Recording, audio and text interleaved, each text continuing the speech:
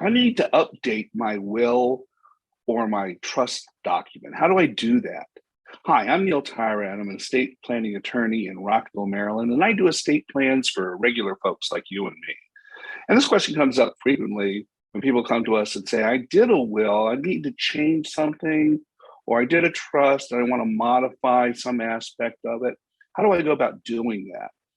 Well, first off, I would tell you that a well-written estate plan probably doesn't need as much updating as you think it should, because if it includes the proper amount of contingencies and backups plans in it, that you can generally accommodate any change in circumstances that would come along. But sometimes you have to change it.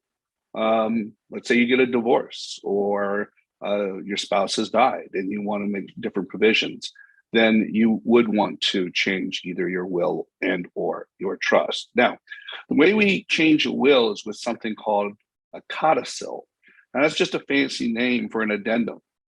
So you can change some minor things, or maybe some not that important or not that complex aspects of your will using just a codicil.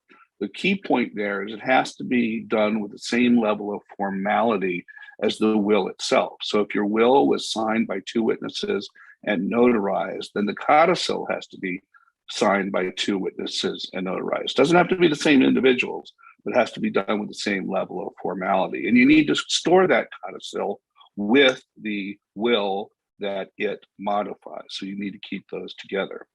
The same is true with a trust document. If you need to make a minor or not so complicated change to a trust, we do that with a trust amendment. And it's the same kind of thing.